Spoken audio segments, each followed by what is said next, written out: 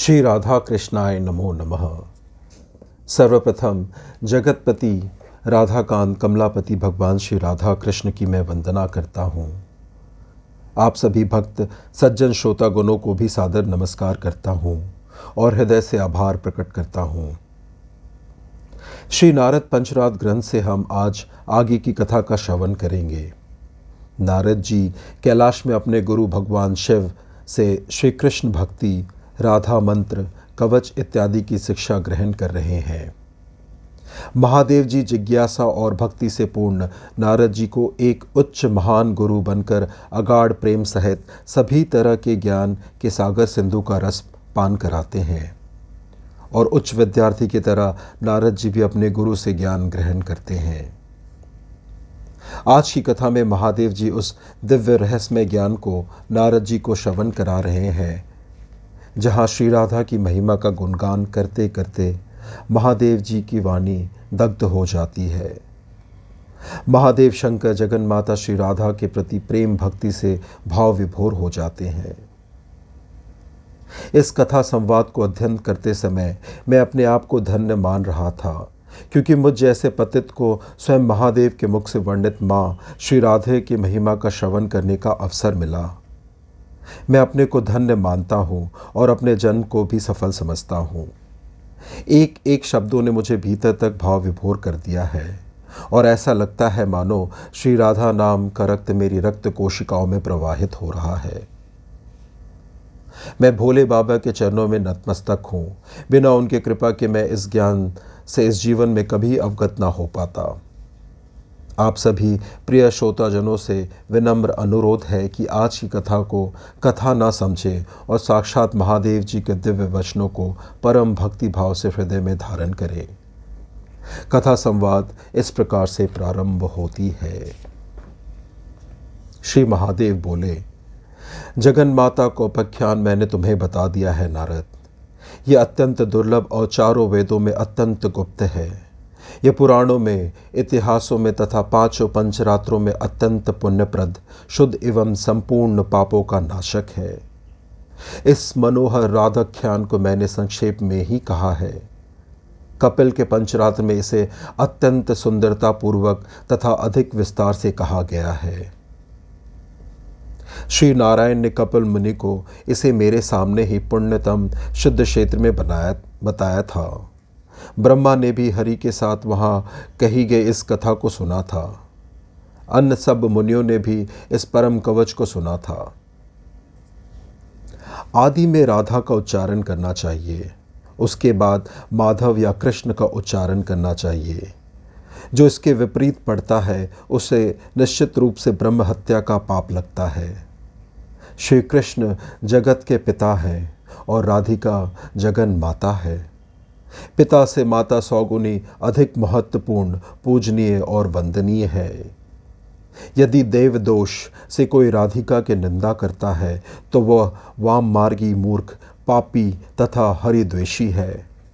ऐसा व्यक्ति कुंभीपाक नरक में तप्त तेल में 100 वर्षों तक ब्रह्माओं की आयु पर्यंत पकता रहता है। उसके वंश की हानि होती है और उसका सर्वनाश हो जाता है। वह रोगी और पतित होकर पग पग पर विघ्न प्राप्त करता है।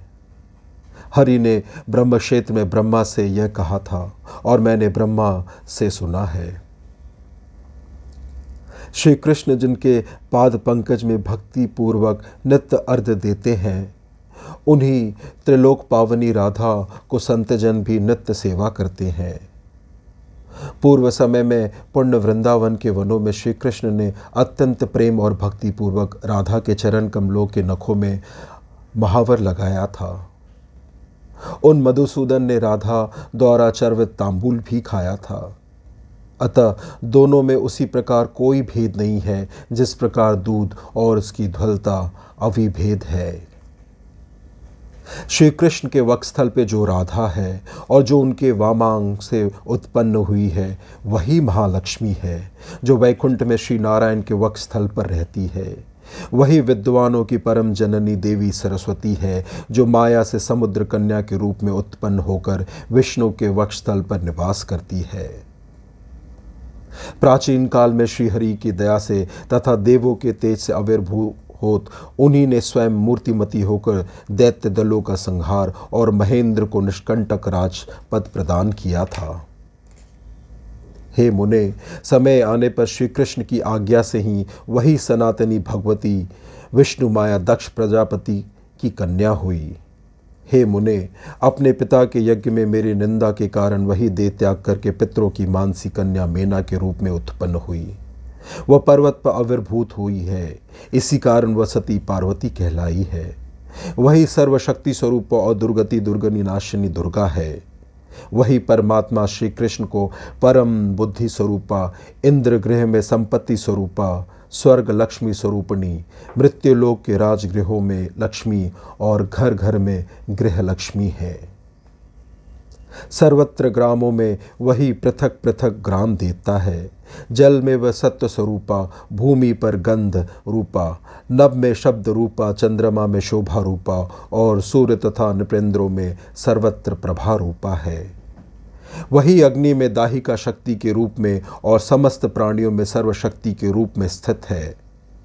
सृष्टि काल में वही देवी मूल प्रकृति ईश्वरी तथा उन महाविष्णु की माता है, जो स्वयं महान और विराट है।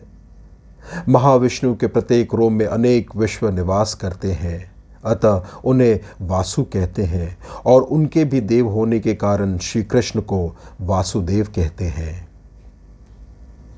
हे मुने नारद, सृष्टि के आरंभ में महतत्व उत्पन्न हुआ, फिर महत से अहंकार, अहंकार से रूप तन मात्रा, रूप तन मात्रा से शब्द तन मात्रा और शब्द तन मात्रा से स्पर्श तन मात्रा उत्पन्न हुए। यही सृष्टि कम है। वह देवी ही सृष्टि की बीज स्वरूपा है। उस देवी राधा के बिना सृष्टि हो ही नहीं सकती। जैसे मिट्टी के बिना कुम्हार बड़ा बनाने में असमर्थ नहीं हो सकता, स्वर्ण के बिना कुम्हार भी कुंडल बनाने में असमर्थ होता है। यह सब मैंने अति दुर्लभ आख्यान बताया है।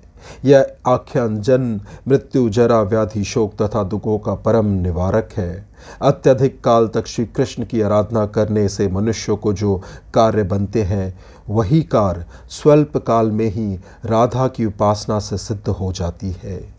हे महामुने, उन्हीं राधा की माया से यह संपूर्ण विश्व बना है। भगवती विष्णु माया जिस जिस पर कृपा करती है, वह कृष्ण को तथा अभिष्ट उनकी भक्ति और उनके दास को प्राप्त करता है। इस प्रकार मैंने परम सुख और मोक्षदायक शुभद और नीतिसार सब ज्ञान तुम्हें बता दिया। अब तुम और क्या सुनना चाहते हो हे नारद? इस प्रकार से यह उत्तम दिव्य कथा संवाद यही समाप्त होती है। मुझे पूर्ण विश्वास है कि श्री राधा के महत्व को श्रवण करके महादेव के मुख से आप भी भाव विभोर हो गए होंगे। श्री राधा कृष्णाय नमो नमः।